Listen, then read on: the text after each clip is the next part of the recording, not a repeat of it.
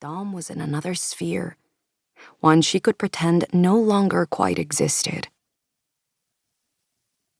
Still floating on her back, Alex opened her eyes, disoriented by the quick hit of sun. She righted herself with a glance at the shore. She was farther out than she'd imagined. Much farther. How had that happened?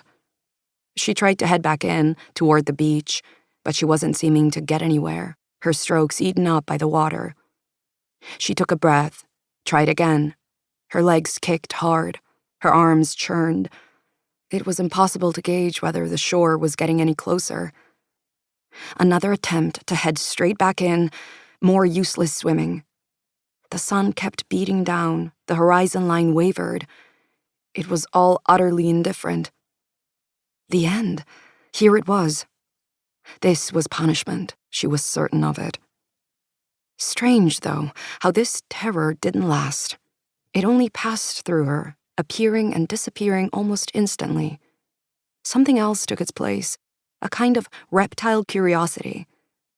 She considered the distance, considered her heart rate, made a calm assessment of the elements in play. Hadn't she always been good at seeing things clearly? Time to change course. She swam parallel to the shore. Her body took over, remembering the strokes. She didn't allow for any hesitation. At some point, the water started resisting her with less force, and then she was moving along, getting closer to shore, and then close enough that her feet touched the sand. She was out of breath, yes. Her arms were sore, her heartbeat juddered out of sync. She was much farther down the beach. But fine. She was fine. The fear was already forgotten. No one on the shore noticed her, or looked twice. A couple walked past, heads bent, studying the sand for shells. A man in waders assembled a fishing pole. Laughter floated over from a group under a suntent. Surely, if Alex had been in any real danger, someone would have reacted. One of these people would have stepped in to help. Simon's car was fun to drive, frighteningly responsive, frighteningly fast. Alex hadn't bothered to change out of her swimsuit, and the leather upholstery cooked her thighs. Even at a good speed, the car windows down, the air was thick and warm. What problem did Alex need to solve at this moment? Nothing. No variables to calculate, the painkillers still doing its good work. Compared to the city, this was heaven.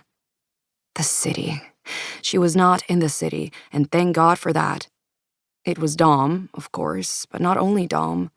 Even before Dom, something had soured. In March, she had turned 22 without fanfare. She had a recurring sty that drooped her left eyelid unpleasantly.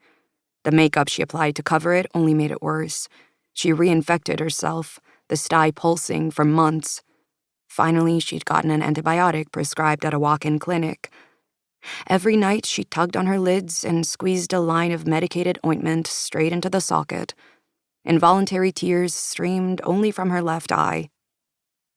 On the subway, or on the sidewalks, woolly with new snow, Alex had started to notice strangers giving her a certain look, their gaze lingering.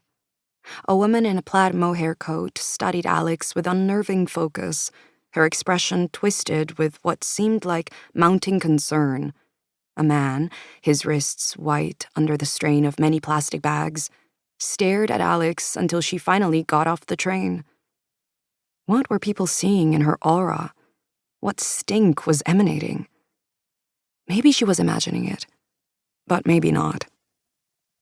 She'd been 20 when she first arrived in the city, back when she still had the energy to use a fake name and still believed gestures like that had value, meant the things she was doing weren't actually happening in her real life.